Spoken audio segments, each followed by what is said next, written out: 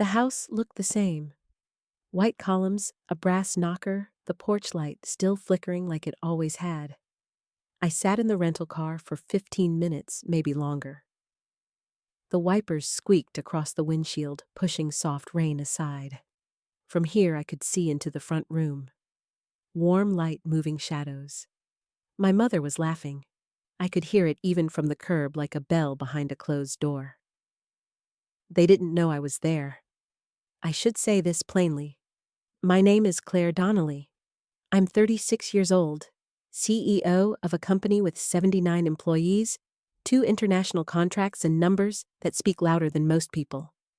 I've given keynotes, fired men twice my age, bought out smaller firms over breakfast meetings. But none of that mattered tonight. Tonight, I was just a daughter without a seat. Her 60th birthday was written in cursive on the banner inside, pink and gold. I saw my sister Laura place a gift bag on the table. Big loud bag with sparkly tissue paper. My mother opened it with both hands, her face open and bright. She hugged Laura. I watched through the window. I wasn't invited. That part's simple. No fight, no misunderstanding, no accidental email. Just silence. When I asked my sister about the party last week, softly trying not to sound like I was hoping, she paused and said, "It's mostly local people. Mom didn't want to make it complicated. I live 30 minutes away. The complicated part, I guess, was me." I thought about walking up the steps. Thought about knocking. Thought about smiling when they opened the door, pretending I was just passing by. That's what she used to say to explain people she didn't expect. But I didn't knock. The door wasn't locked. It probably hadn't been in years. My name was never taken off the list of emergency contacts.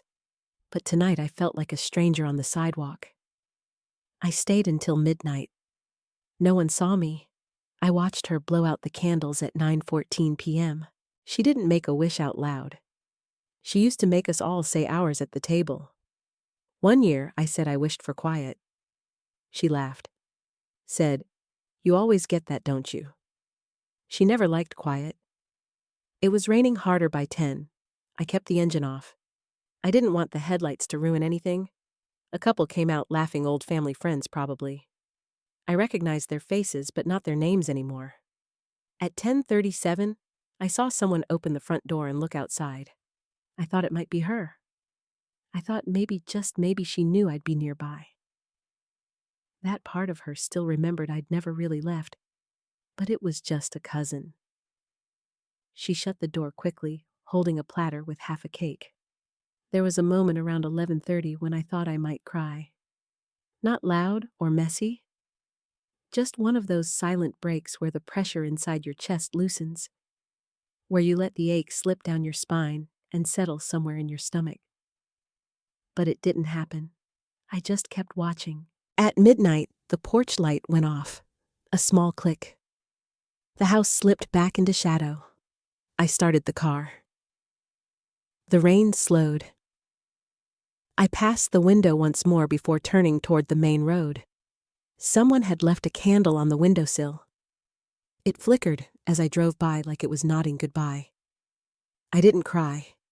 I didn't scream, or break something, or send a cruel message. But I left something behind. That night, I began something I didn't have a name for yet. Not revenge, not grief. Just something quiet unfolding inside the silence they gave me. Something shaped like a doorway I would no longer try to walk through. 3 weeks later, I mailed a card. Not a text, not a call. A card.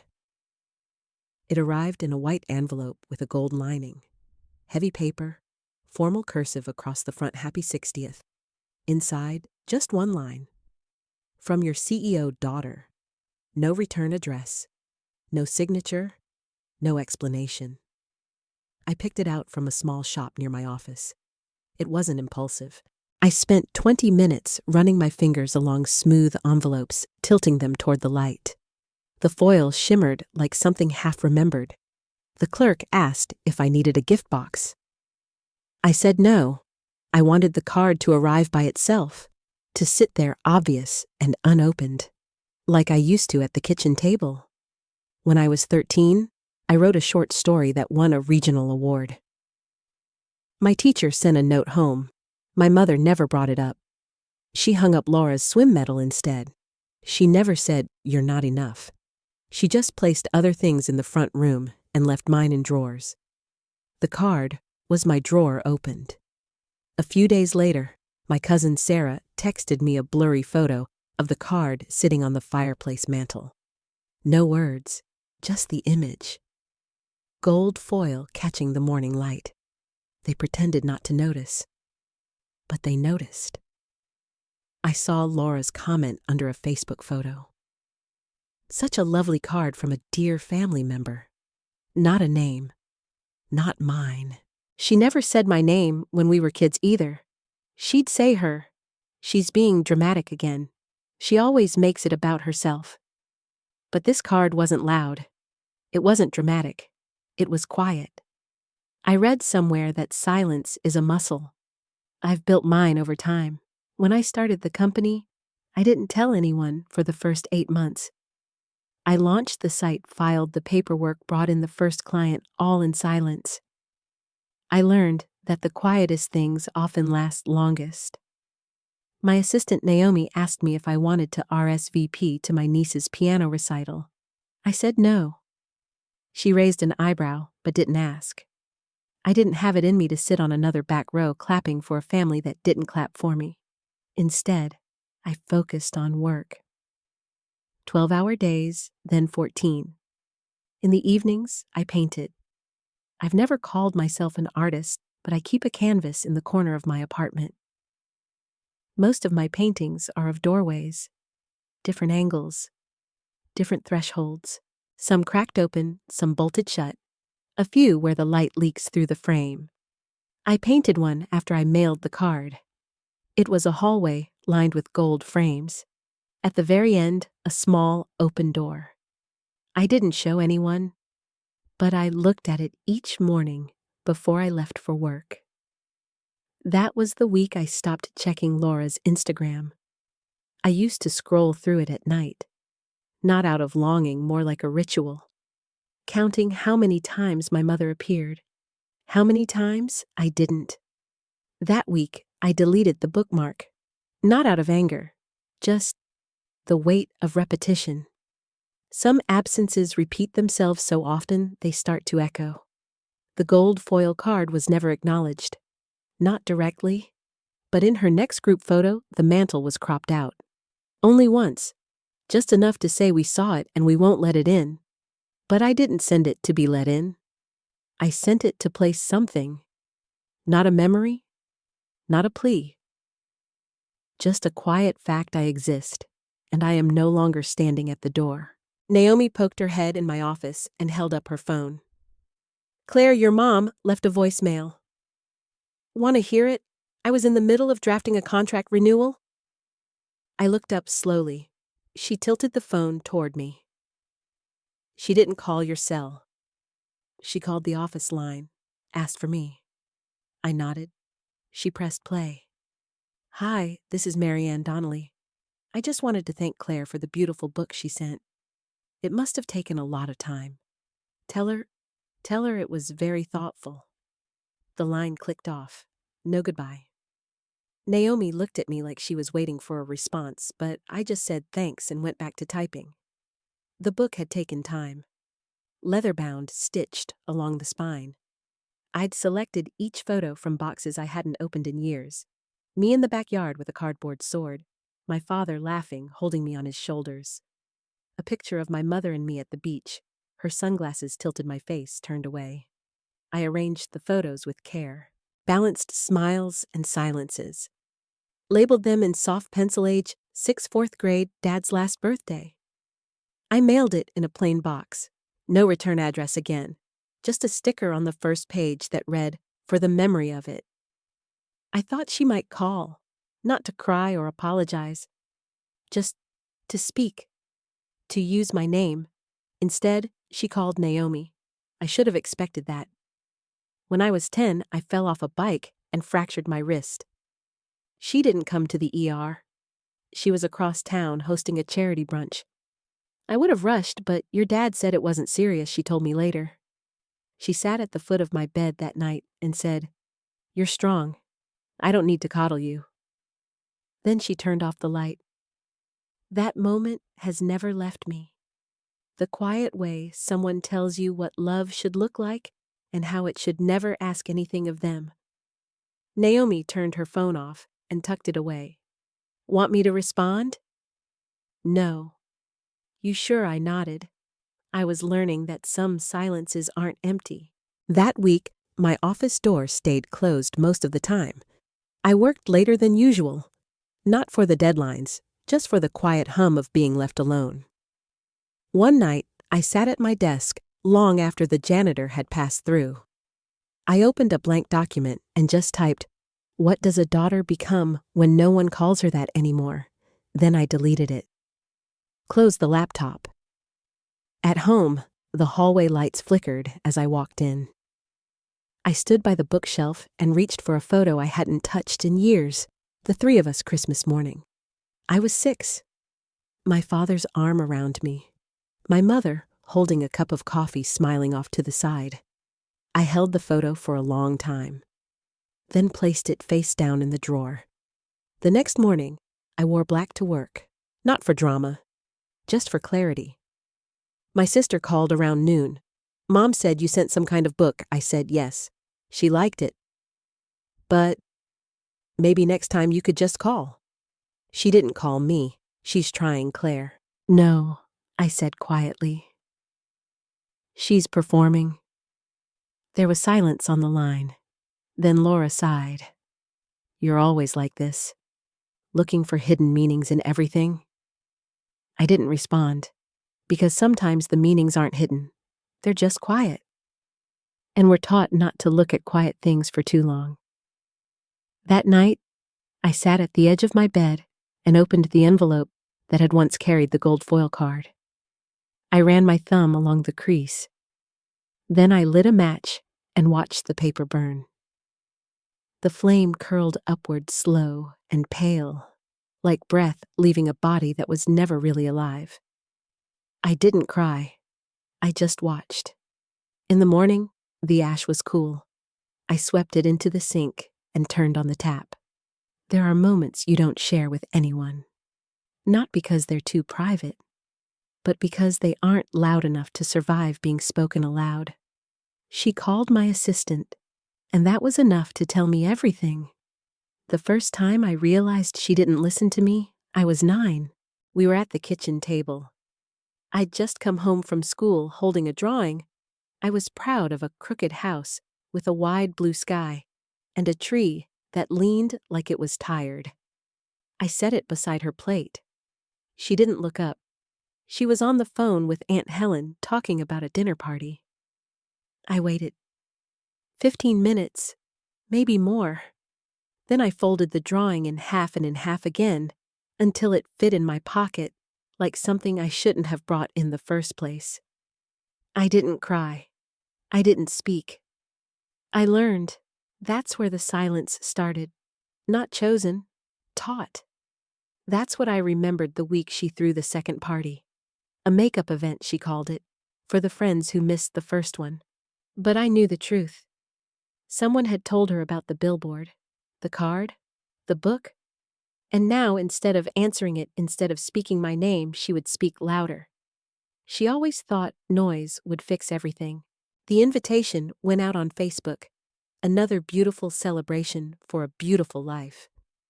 Join us. My name wasn't on the list. Again. Naomi asked if I wanted to send flowers. I said no. I sat in my living room that night with the curtains open. Across the street, a family was having dinner on their porch. Laughter. Someone clinking glasses. A dog barking once, then quiet again. I lit a candle. Not for her, just for the silence. When I was 16, I tried to talk to my mother about college. I'd gotten into a small liberal arts school up north. She wanted me to stay close where we can keep an eye on you, she said. I told her I wanted distance, freedom. She said, Don't say things you'll regret. That night, I sat on the back steps with my suitcase packed. I didn't leave. I unpacked everything in silence and placed the folded acceptance letter in a drawer. She never mentioned it again. Silence became a way of surviving. Not passive, not weak. A choice inside something I didn't ask for. So this time, I chose something else. Not a gift, not a letter, not a card. I sent something louder. I called a local vendor and ordered a 30-foot billboard. White background, black serif text, no images, just one sentence. Happy birthday from your CEO daughter. It went up across from the country club entrance. I knew she'd see it. She had brunch there every Sunday. It wasn't spite. It wasn't revenge. It was acknowledgement. A line drawn. A presence declared. For years, I let the silence define me. Now I was writing back into it. The billboard stayed up for 3 days. By the second day, someone posted it to a local Facebook group. Hundreds of comments. I read everyone. Wonder what the story is. Someone's trying to be seen. Love this. Quietly bold. Quietly bold. That stayed with me. On the third day, Naomi came into my office with her laptop. You need to see this. A video low resolution taken from a parked car. My mother's SUV turning the corner, slowing, stopping at the red light. She looked straight at the billboard, then drove away. She didn't share it, didn't comment. But she saw it. She saw me. It was the first time in years I felt real in her world. Not praised, not welcomed, but acknowledged. Later that night, Laura called. Why would you do that? Do what? The sign? Claire? What were you trying to prove? Nothing, I said. I wasn't proving. I was placing. She didn't understand. That was okay. I wasn't speaking to her. I was speaking to the version of myself that stood outside that house at midnight and didn't knock. The girl who folded her drawings. Who sat through birthdays like a guest in her own family. Who learned to be silent even when she had something to say. I didn't choose silence. I learned it. Now I was learning something else. It was never meant to be a message for the world, just a sentence. Just the truth. Happy birthday from your CEO daughter. I imagined her staring up at it from the driver's seat, her mouth pressing into that thin line she always used when she didn't want to look startled. She would have been wearing her pearls. Her favorite beige jacket, probably. That was her Sunday uniform. Unshakable. Clean. I thought maybe she'd laugh. Or shake her head. Maybe even call me. She didn't. But she drove by 5 times. Naomi tracked it. She knows someone at the Billboard company a quiet favor, a brief mention of just curious. The traffic camera confirmed it, same car, same plate. 5 times. 5 different hours. She never stopped, just slowed down. I imagined her knuckles tightening around the steering wheel. The way her voice used to sound when she was masking a tremble. She hated being seen in ways she didn't control. At my college graduation, she adjusted my hair so many times, I finally pulled back from her hands. She smiled and said, Claire, please. It's for the pictures.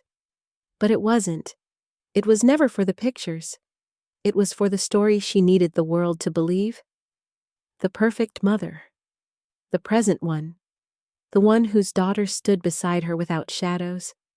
But I was always full of shadows. And I think she hated that. That billboard, it wasn't cruel.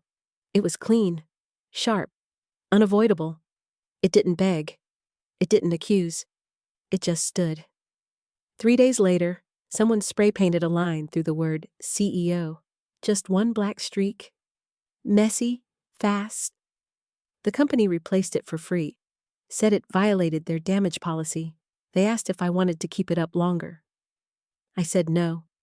It had done what it needed to do. I saved a photo of it, though. tucked it into the back of my drawer behind old letters and postcards that were never mailed. Not as a trophy, as proof that I had said something out loud to her, even if she never answered. That week, Laura called again. She's upset. She always is. You know what I mean? No, I said. I don't. She paused. I could feel her reaching for the right angle, the one that always used to work. Mom says you're trying to humiliate her. That this is some kind of revenge? Did she use my name? What? When she said that, did she say my name, Silence? No, she said quietly. She said that girl. I almost smiled. She doesn't see me, Laura. She never did. She saw her reflection in you, and a crack in me. You're being cruel. No, I said softer this time. I'm being present. She hung up. I didn't call back. That evening, I walked to the corner store and bought a lemon soda. Something my dad used to keep in the fridge when I was little. I drank it on the curb, watching the light change across the buildings. The billboard had come down. The space was empty again, but it didn't feel like nothing. It felt like air. New air. I remember when I was 17, I almost told her how lonely I was. We were in the car. It was late. Some school event. I don't even remember what. I was staring out the window, and the words were right there rising, but she turned on the radio. And I said nothing. That memory came back while I finished the soda. The way silence slips in like a cold wind under the door, just enough to make you shiver. That's what she gave me. And that's what I returned. But this time, it wasn't an absence. It was structure, bold letters, a sentence that held shape even in the dark. The next day, Naomi brought me coffee and said, "You know, some people would kill for your kind of restraint." I didn't answer. Because it wasn't restraint. It was a form of survival. The billboard wasn't big enough. But it was wide enough to make room for the girl she never looked at. And I think somehow that girl saw it too, and whispered finally, "There I am." The call came in just after 7. Not too early to be careless, but early enough that I knew she'd been thinking about it all night.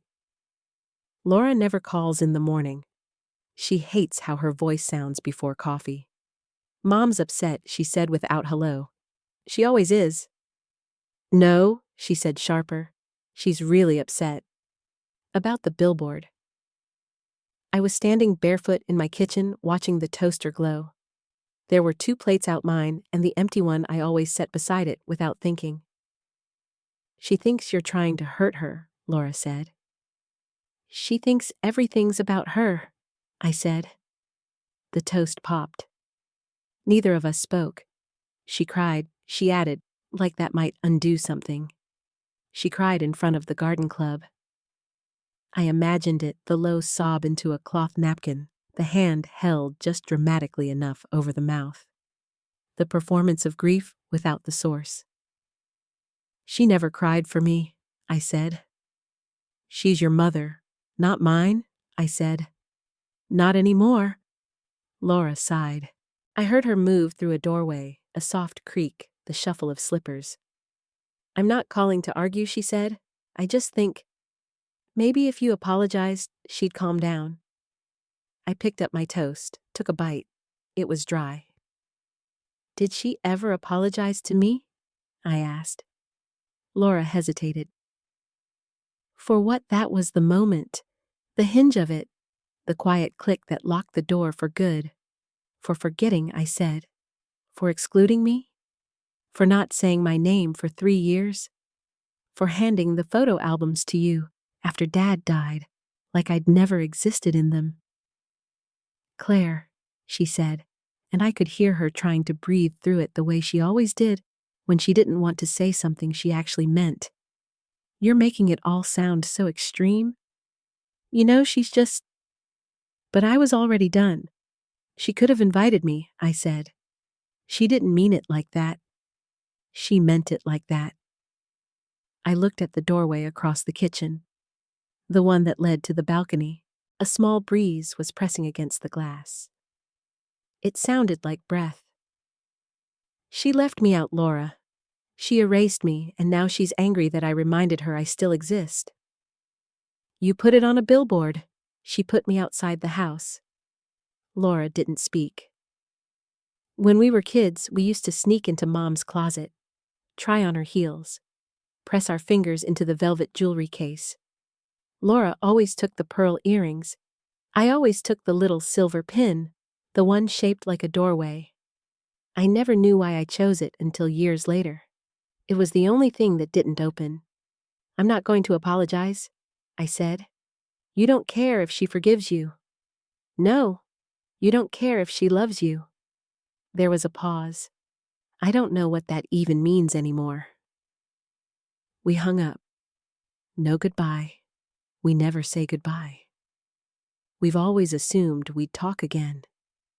But something in me knew that call was the last time I'd hear her defend our mother's silence like it was kindness. That night, I worked late, then walked home under a thin sky.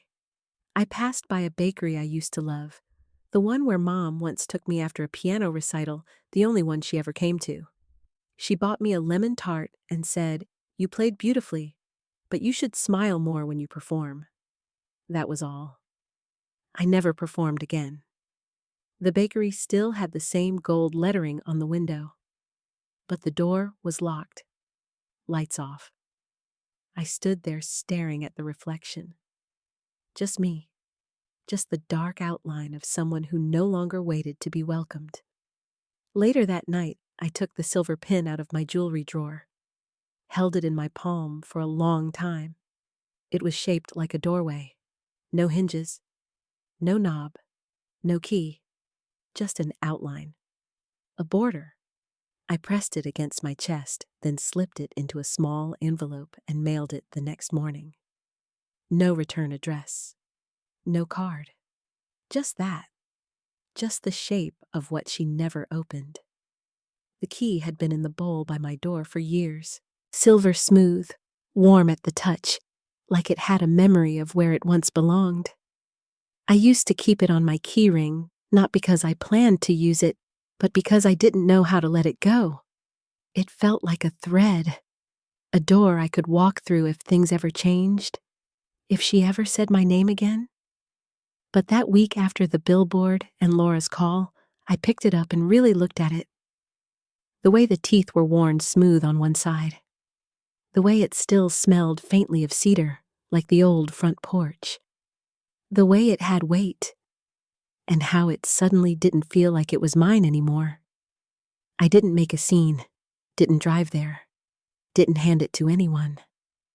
I folded it into a square of white cloth, the kind she used to tuck into her purse for church, wrapped it twice, slipped it into an envelope, no return address, just her name in soft ink. Then I mailed it. I didn't tell Naomi, didn't tell Laura. It wasn't for them. It wasn't for her, really.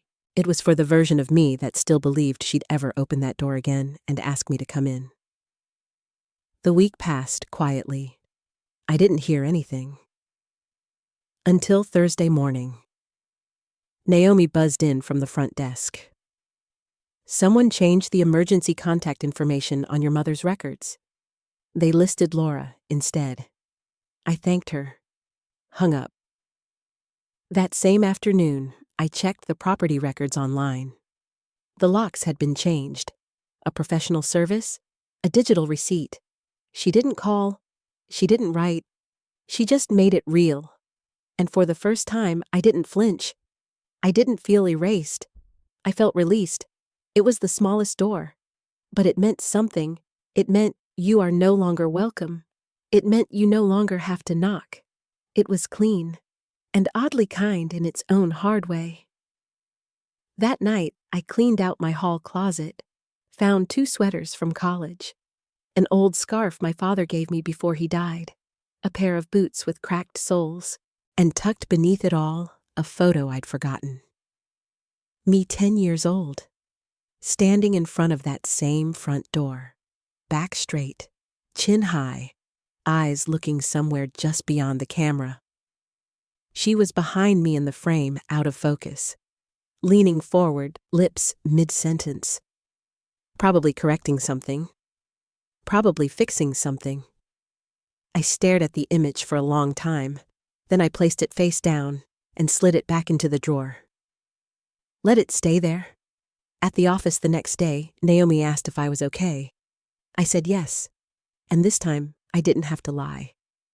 She handed me a client file, paused, then said, "You know not everyone would have sent that key back."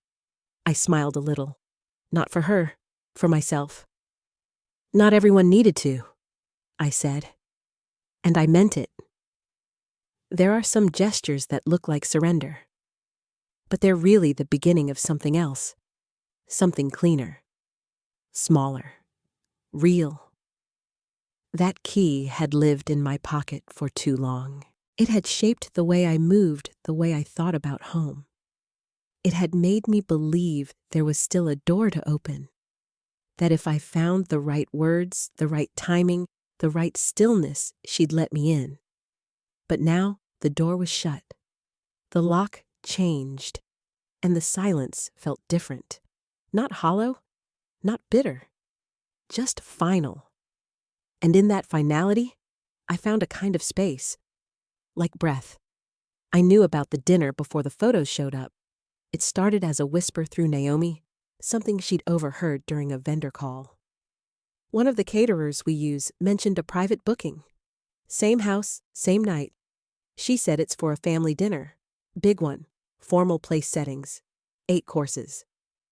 I didn't ask who it was for. I already knew. I opened Instagram that night, even though I told myself I wouldn't.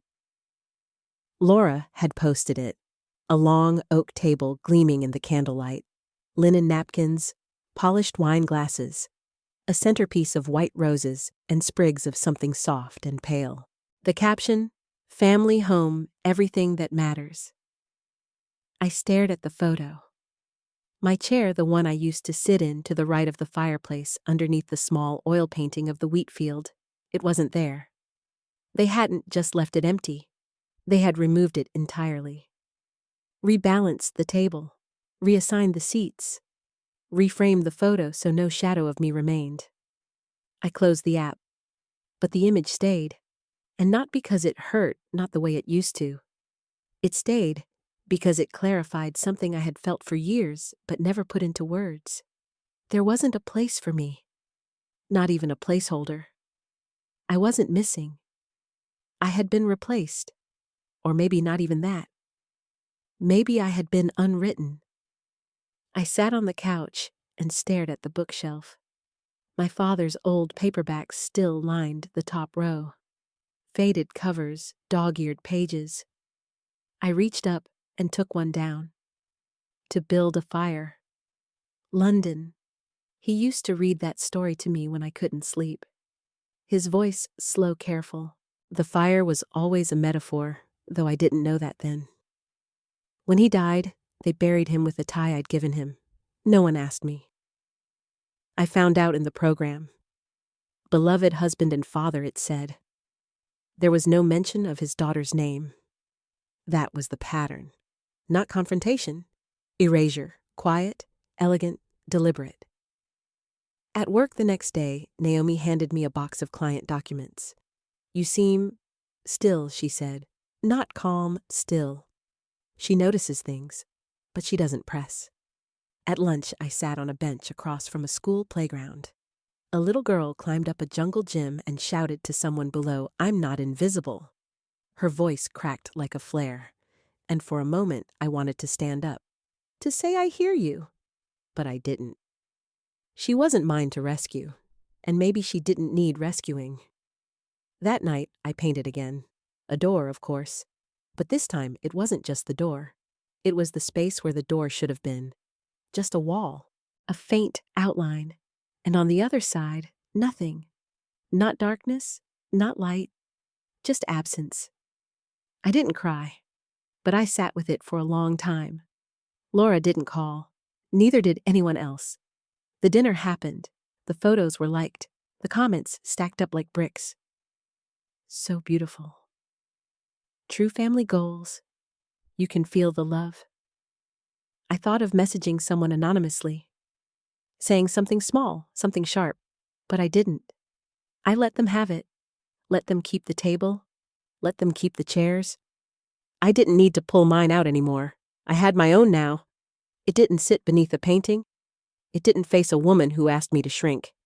It didn't wait for someone to notice I was there. It just was. Solid. Unmoving. Enough. It was a Sunday. I was wearing a soft gray coat and holding a paper cup of coffee that had gone lukewarm. The gallery was small, tucked between a bakery and a dry cleaner, the kind of place people walk past and forget. He was standing in front of one of my paintings. Mine.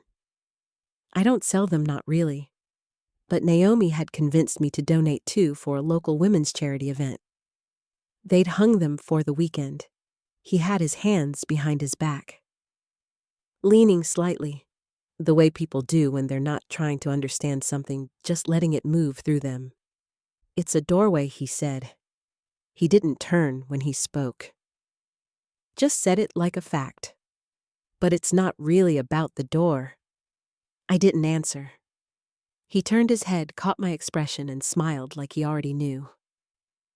Later over dinner, he told me his name was Eli. Said he worked in archival restoration. Old things. Quiet things, he said. Things people forget how to value. That made me pause. He didn't ask where I was from. Didn't ask about my family.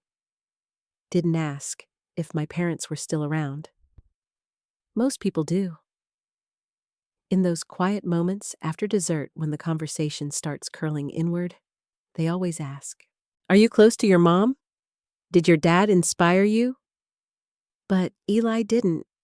He asked about the brushstrokes, the muted colors. Why I always painted doorways from the inside. I don't know, I said, stirring my drink. Maybe because the inside is the part you get to survive. He didn't try to interpret that. Just nodded, like he understood the part I didn't say.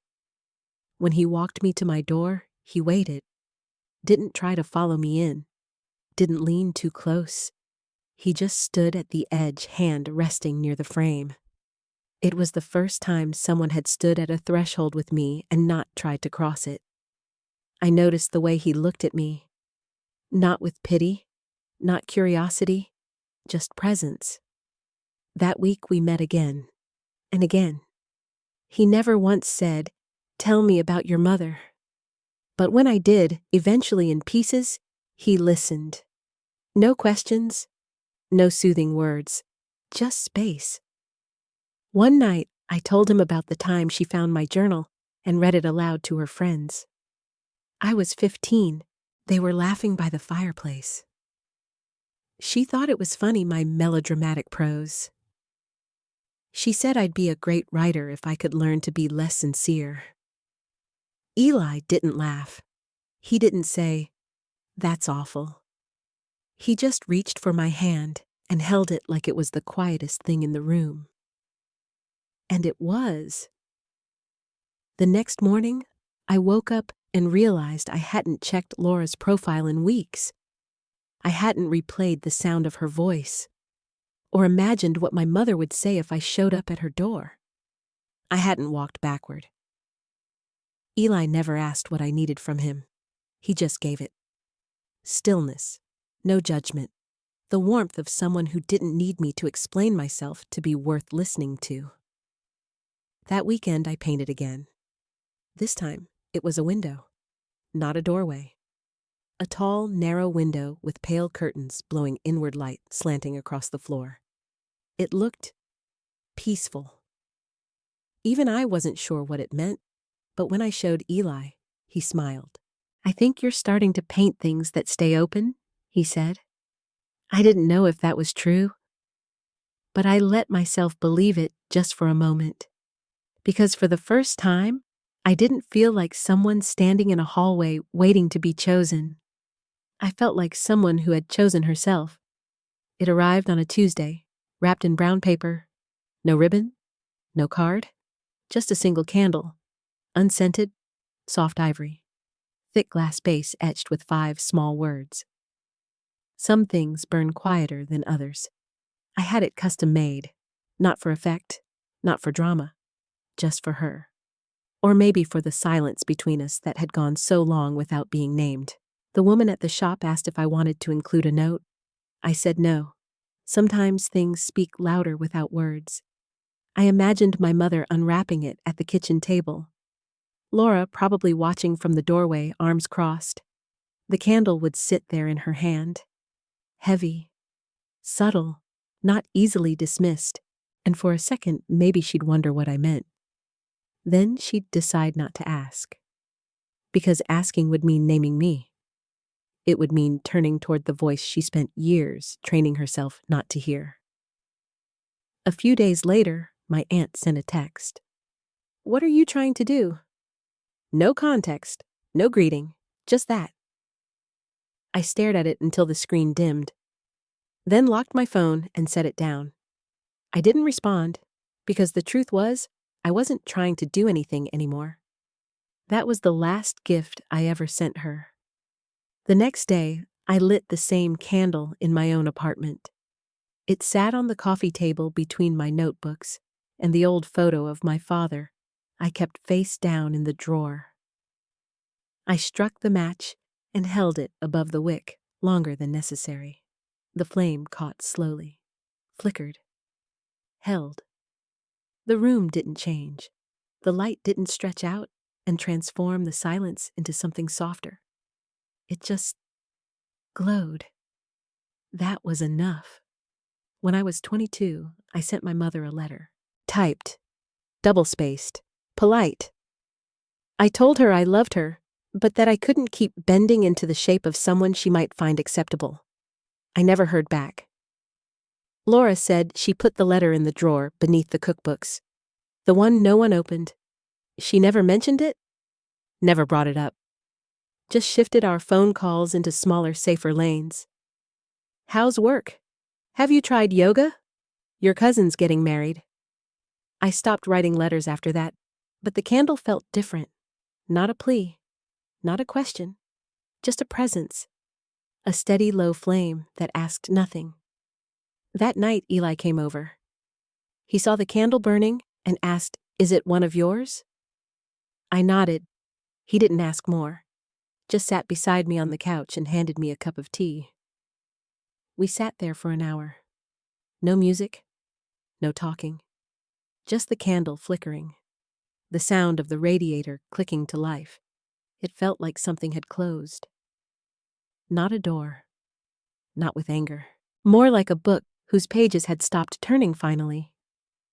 At work the next day, Naomi asked if I was okay. I smiled a little. "I think I am." She looked at me, waited, then nodded. She didn't ask about my family, not anymore. People learn to stop asking once they realize the answers come in silence. A week later, I opened my closet and found the coat my mother gave me the Christmas after Dad died. Wool, navy, expensive. I ran my hand along the collar, then hung it back up. Not out of reverence. Just because it still fit. The past doesn't always need to be cut away. Sometimes it just needs to be placed in the right corner of the room. Not center stage, not draped across your shoulders. Just there. That candle lasted 36 hours. The last 4, it burned low and slow. I didn't relight it. I didn't save the wax. I didn't take a photo. I let it burn itself down until the flame curled in on itself and gave up quietly. That was the end of the message. And that was the point. They put the banner up while I was in a meeting. Cream letters on gray silk. Understated the way I like things. It said, "Happy 37th Claire." No exclamation point. Naomi knew better. The staff stood in a quiet arc around the break room. There was cake lemon with just the right amount of sugar. A few people clapped. Someone tried to start a speech chant. I smiled, but didn't give in. I looked around the room. My team. My space. People who saw me every day. No one brought up family. No one said, "Are they coming?" They knew by now. I stood at the head of the conference table and thanked them. Short, dry, but honest. The cake was good. The kind that reminds you of something you can't quite place. Summer, maybe. My father's garden. Naomi leaned against the doorframe, sipping coffee. After everyone left, she said, "You're hard to shop for." I told her, "That's not true." She raised an eyebrow. "You like things that feel like air," she said. "Barely there, but specific." I laughed. It was the kind of laugh I hadn't made in a while, unperformed. The room slowly emptied. I didn't ask anyone to stay. I didn't try to stretch the moment. At 7 p.m., the lights dimmed. I sat in my office, alone, with the door closed. I didn't check my phone. Not once. There were no missed calls, no texts, no birthday posts from anyone who mattered. She didn't call. Laura didn't call. And that absence didn't crack me. I just sat there sipping the last of the flat soda Naomi had poured. The bubbles long gone. Just sugar and time. My desk was clean. 3 candles lined the window. Only one was lit. It flickered against the glass. The light barely touched the walls. But I didn't need more than that. When I was a kid, I used to imagine birthday parties as something noisy, full of streamers' applause, the warm heaviness of people who say your name like it means something. This wasn't that. But it didn't feel like a failure.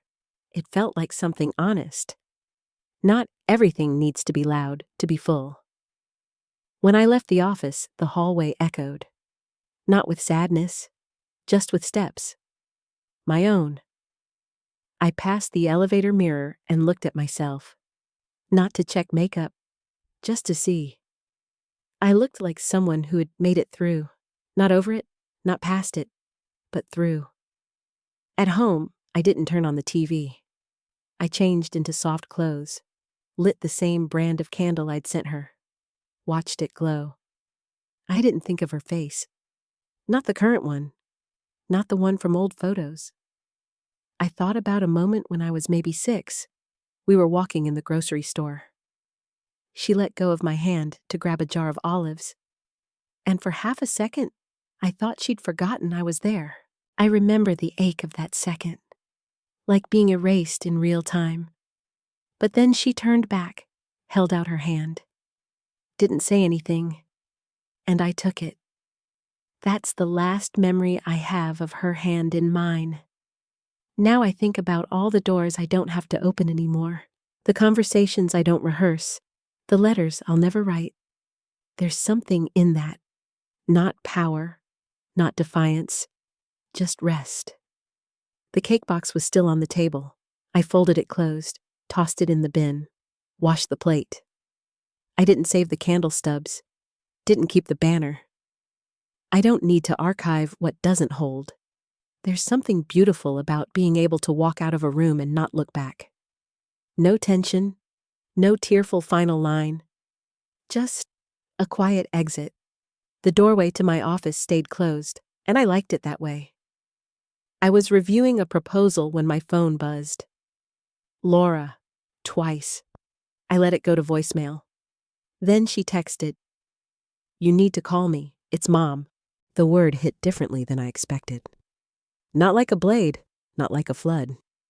Just a dull edge placed gently in my hand. I called her back. She answered on the first ring. Her voice was small, pulled in tight. "There was an accident." I sat down. Not because I was dizzy, because there was nowhere else to go. "She died instantly," she said. "No hospital." Number pause. She was on her way to the nursery. Said she wanted new planters. I stared at the books on my shelf. They looked unreal, too still, too clean.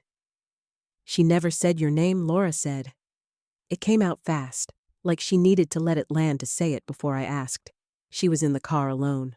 No last words, just, "It happened." I didn't speak. "She listed you in the will," Laura added. But then her voice softened. as the eldest. That's all it says. No name, just that. That was the part that broke something. Not the death, not the silence, just the reduction. The way she removed my name from her final breath like an erasure so complete it followed her into the dark. I didn't cry. I just nodded even though Laura couldn't see me. She wanted a small service, closed casket.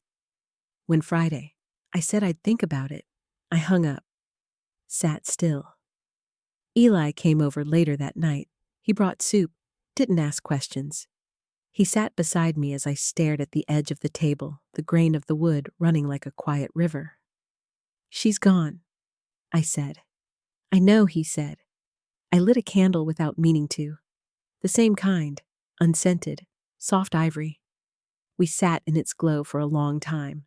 I didn't ask for stories. I didn't want a eulogy. I didn't need one. 2 days later, I flew home, not to attend the funeral, just to see the street. I rented a car, drove past the house. They had trimmed the hedges. Laura's SUV was in the driveway. I pulled over across the street. The front door opened briefly, a guest arriving early maybe. I saw a figure pass through the threshold. Not her. Of course not. I stayed in the car. It started to rain. At 10:06, the funeral began. I didn't go in. I waited until the last car pulled away. Then I stepped out, walked to the edge of the grass. I stood at the doorway of the funeral home, didn't enter, didn't knock, didn't place a flower anywhere. Just looked at the frame of the building. Some doors aren't meant to open, not even at the end. I turned and walked back to the car. Pulled away before anyone came out. On the plane home, I didn't sleep. I wrote a list instead. Of every time she didn't say my name. It wasn't long, because most of the time she said that girl, or nothing at all.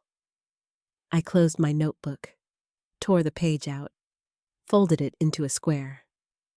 At home, I burned it, let the ash fall into the sink. It felt like returning something she gave me long ago. A silence she taught me to hold. And now, I'd placed it back in her hands, even if she wasn't there to take it. The new house was smaller than the last. 1 story, 3 rooms, no ghosts. I closed on it 2 months after the funeral I didn't attend. The realtor said, "It's quiet." She meant it as a selling point. I heard it as a promise. The first thing I moved in wasn't furniture. It was a small candle, unscented, familiar. I placed it in the center of the empty living room, then stood back and watched the light curve gently against the white wall. The walls were bare, the floor scuffed. There were chips in the paint near the back door. Someone must have dragged a box too hard. But it felt like mine. Not because I bought it, because there was nothing in it I had to explain myself to. The lock clicked differently, a firmer sound, the kind that doesn't ask who you are every time you open it. That night, I walked room to room with a cup of tea. No music, no emails, just my own breath and the faint squeak of the floorboards. I opened every drawer in the kitchen, ran my palm across every countertop. No dust, no memory. I unpacked slowly over the next week. 1 item at a time. My father's paperbacks went on a single shelf. No photos? Not yet. I wasn't in a hurry to be seen. I found the silver pin, the one shaped like a doorway, in the bottom of a box. I held it in my palm for a while, like it might still be warm from some older version of me. Then I placed it in a drawer without ceremony. It didn't feel like loss. It felt like setting something down. I didn't paint for 2 weeks. Then one morning, I opened the windows and started again. This one had no door, just a rectangle of light stretched across a wooden floor. The suggestion of something open, not shown, just understood. Eli came over the next night. He brought oranges, no flowers. He said he didn't want to bring anything that would wilt. We sat on the floor, no chairs yet, just quiet. He asked if I was okay. I said, "I'm here." It was the truest answer I had. No one had said my name in a family room for years. No one would now. She was gone. Laura sent me a short email last week. "We're sorting through the house. Let me know if you want anything." I didn't reply. She would pack it all in her version of silence. There was nothing there I needed. The only doorway I needed was the one I stood in now. Half open, facing west. I lit the candle again, watched it catch slow and deliberate. The flame leaned to one side like it was thinking. No one clapped. No one called. No post arrived. The silence didn't feel heavy anymore. It felt clean, whole. For the first time in years, I felt like I belonged in a space I hadn't fought to enter. That was enough.